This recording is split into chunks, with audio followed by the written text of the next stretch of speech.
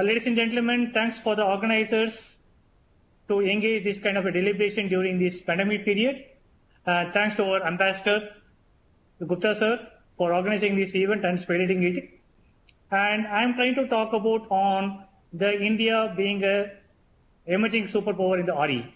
I'm going to talk about the area on emerging superpower for RE. So India and Danish have got a lot of cooperation since last 2 decades in the wind energy particularly. And particularly my institute has been set up with a joint cooperation from Danida. There's a government of Denmark technical and partial financial support. The Danish companies have made a lot of investments in our key industries as deliberated in the previous speakers. And recently, the government-to-government interactions is fructifying in the energy sector with the 3 years of strategic sector cooperation for offshore wind and also on the onshore wind part of it. And the next 5 years, we are going to have a good partnership in this regard. And we are also trying to establish a center of excellence in the offshore wind with having a sector expert with the Ministry of New and Renewable Energy. And also, there's an energy planning, integration of RE, then flexibility of power system. These are the key areas we are trying to emerge in this partnership. On a B2B, on the wind sector, we have my co-panelist from Vestas and LM Wind have made a great strides by establishing a global center in the country. As you're aware, if you're trying to talk about RE as a superpower, we are trying to talk about on the 5 critical areas. One is the abundant RE potential, the energy demand, what is going to be in the country, and manufacturing capacity, the skill set, what is available in the country, and also strategic vision. In all these 5 areas, we have a lot of things to offer. If you talk about on the RE potential part of it, as you're aware, we have got the wind generation. We are the 4th in the world, the global installed capacity with the 37 gigawatts, and the solar, we are as present 5th with the 37 gigawatts again. And we are trying to go towards 100 gigawatt of solar by 2022 and 60 gigawatt of wind by 2022. And also the other RE sector we are moving forward. And also you can see the kind of a cost reduction what we achieved in the both wind and solar, where you could see a lowest tariff coming to less than 3.5 US cents. So, and if you're trying to talk about the manufacturing and the wind, we have got more than 70% of all the critical components being manufactured within the country, and only some of the areas where we are going to import based on the cost and strategic reasons. Otherwise, this also we can do in the Make in India. And today we have more than 20 manufacturers in the wind sector with over 50 manufacturing units. And focusing on the RE resources, so in the last 5 years, you could see almost like 19% growth in the renewable energy sector, what are happening, and with the 8.6 gigawatt added in the last year, in the 2019-20 financial year. And we are also trying to see the percentage of contribution for renewables getting increased to almost 24% as 2020.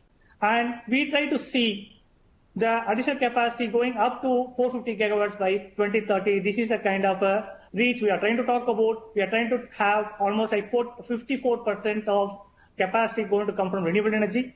And we estimate that with this kind of things, we are trying to see replacing coal plants, which is going to be worth close to 8.4 billion US dollars.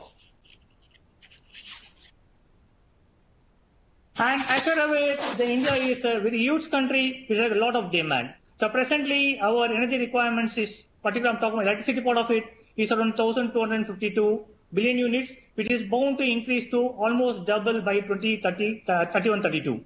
And it's also going to go up to, say, around 4,000 billion units by 2040.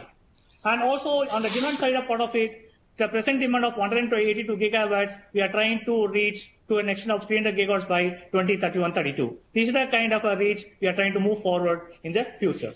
So on the potential part of it, as well as on the demand part of it, we have a huge market available here. And if you talk about the particular focus on the wind generation, we recently mapped for 120 meters hub height wind generation potential part of it. We could see a potential of 695 gigawatts at 120 meters hub height. Now presently are working on 150 meters hub height. We are trying to expect a potential close to 1,000 gigawatts as a wind generation possible in the country. And we have over 20 manufacturers and with the 50 manufacturing units, and it has got a capacity to produce almost 10 gigawatts per year. And we have over 50 models ranging from 250 kilowatts to 3 megawatt within the country, with a gear and gearless hub heights up to 141 meters and a rotor diameters of 125 meters. With a state-of-the-art technology in the manufacturing of wind turbines, we are one of the lowest cost of wind turbine per megawatt what you can produce in the country. And on the solar part of it, we have a huge solar potential in the country, and we are blessed with a solar belt near to the equator. We got almost more than 300 days of clear sunshine. And the growth in solar power capacity has surpassed the wind capacity today, and we have potential to reach around 100 gigawatts by 2022. And we can see a cumulative installed capacity of presently going up to 37 gigawatts, and with the ground mounted of 32 gigawatts and the rooftop around close to 3 gigawatts. And over the past 5 years, our installed capacity has increased more than 10 times in the solar, and we have the manufacturing capacity of the PV cells around 3 gigawatts per year, and also PV modules close to around 10 gigawatts per year. This is the kind of potential we can offer on the solar front also. And offshore is another area we are working on, where we already started mapping on the resource part of it. We also measured the wind at the Gulf of Khambat in Gujarat, where you could see almost close to around 8 meters per second as an average wind speed. And we are trying to focus on Tamil Nadu. We try to have the offshore to be around 5 gigawatts to 30 gigawatts by 2030. We are trying to have this particular aspect of it. And we have a potential close to around 70 gigawatts to move forward in the offshore domain.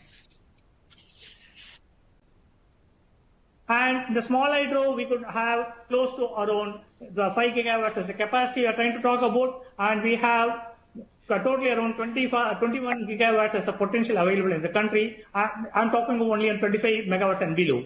And whereas if you're trying to talk about on the large hydro, we have more than 100 gigawatts of capacity what is going to be available for harnessing. And the waste to energy is another aspect. In fact, we are also having some kind of dialogue with Danish industries, where we want to have a lot of potential to offer from the waste to energy, particularly municipal solid waste, the urban and industrial waste, where presently we have 147 megawatts, and it has got a potential to reach at the next level. And in addition, we are trying to have the other aspect of bio-CNG, and also we are talking about biogas. These are the areas we are venturing forward, and we are trying to make this another area where we can have a potential partnership in the greening of the system. And another area we are trying to talk about on the National Energy Storage Mission. The storage is an important aspect what we are trying to talk about. And previously, our CEO from Mithila already talked about, we have a greater capacity to move forward in the storage aspect of it, which not only cater to the needs of the grid part of it, but also on the mobility. This is where we are trying to have this particular aspect of it, where we are trying to have the strategic area of integrating the RE. And we will also start working on the energy storage mission, where we are having 3-stage approach here. And next area, our Prime Minister is already talking about on the One Sun, One World and One Grid, where we are trying to talk about seamless transmission of the energy where is available to where is required on a real-time basis. This is where we are already, Ministry has already started working on this roadmap in developing this. So if you are trying to talk about advantage India in the RE superpower, the robust demand, the increasing investment, the policy support, competitive advantage, the skilled manpower, and also strategic vision, these are the issues you can offer, and definitely you can take it forward. Thank you.